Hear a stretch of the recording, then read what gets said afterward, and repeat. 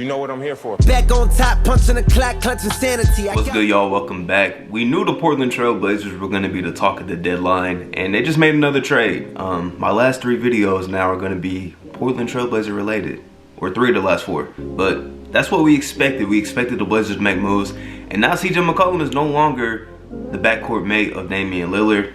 Let's get into the details of this trade as CJ is heading to New Orleans alongside Larry Nance Jr. and Tony Snell. In exchange, Josh Hart, Nickeil Alexander-Walker, Didi Louzada, and a first-round pick and 2 second-round picks are all going to Portland.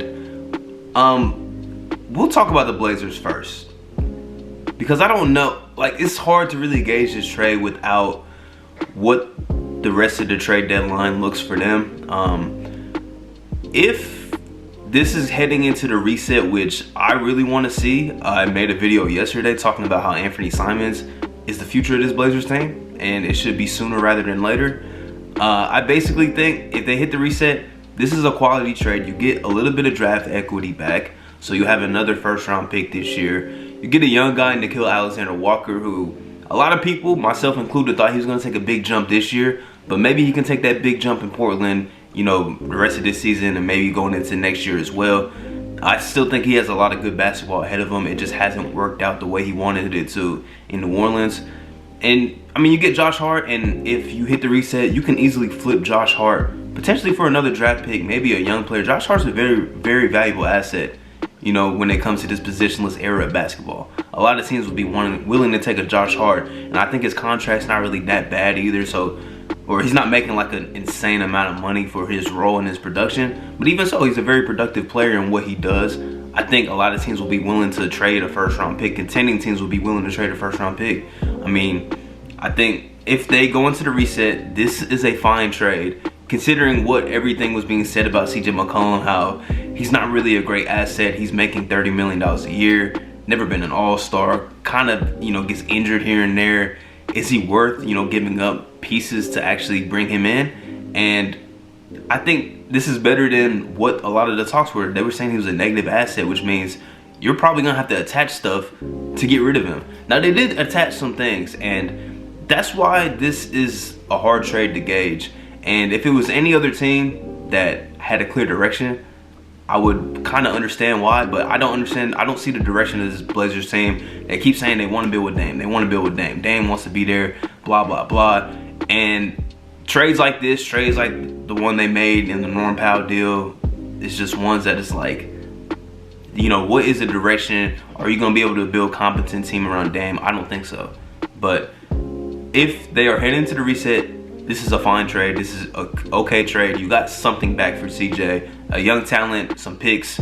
That's fine. I'm cool with that. And Portland shouldn't be done. I mean, they traded most of the guys that they said would probably be up for, you know, trades. CJ, Larry Nance was in trade talks, Rocco, and Norm Powell. They got all those guys gone in just 4 trades, which is cool if you're trying to shed salary. But then again, it's like if you're shedding salary, you're not going to be able to really bring in a big-time free agent unless you overpay for a restricted guy, which I don't think that makes you that much better. But anyways, it depends on what the rest of the deadline. If they get rid of Nurkic too, we might be heading into full reset territory, hopefully.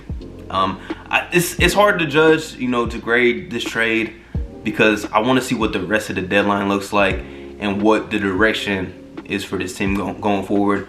But quickly, well, maybe not quickly, but let's get into the Pelicans, because I think they walk away from this trade a much better team than when they walked into it.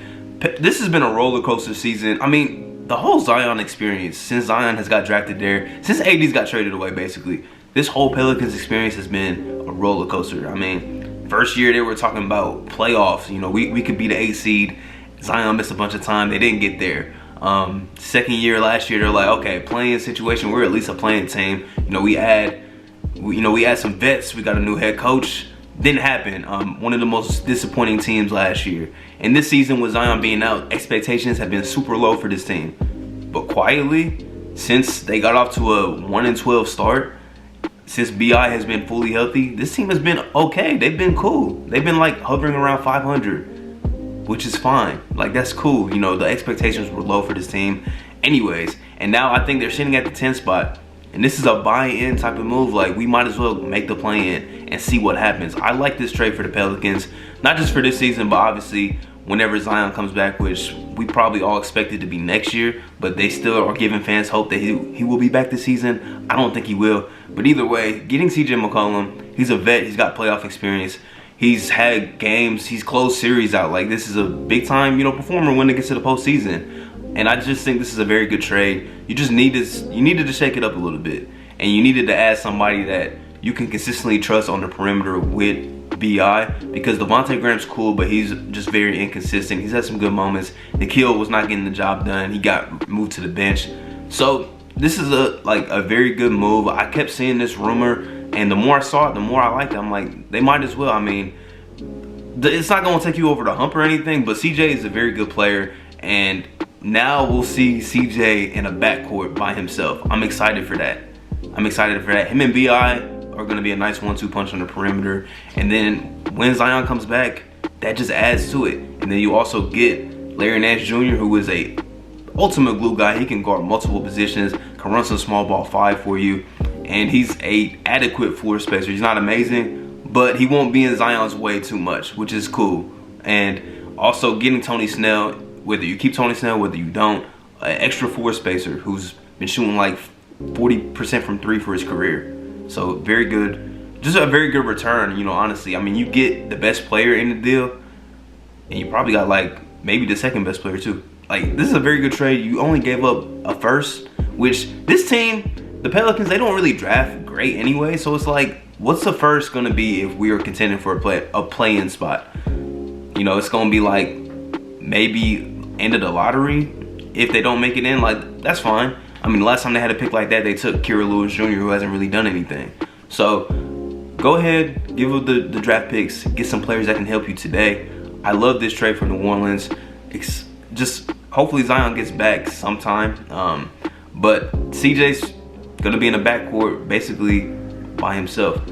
And I forgot to mention, Portland also got Tomas Satoransky, if that helps. Don't really think it does, but trade season continues. Let me know what y'all think. Who won this trade? I'm gonna go with the Pelicans won this trade, but depending on what the Blazers do in the future will depend on if this was a good trade for them or not. This could be a situation where it's a win-win for both teams, but the Blazers need to decide, are we resetting or are we just gonna keep retooling? But you guys know how I feel about that. But CJ McCollum heading to New Orleans. Off season. Let's work. Hey, plotting my escape this game.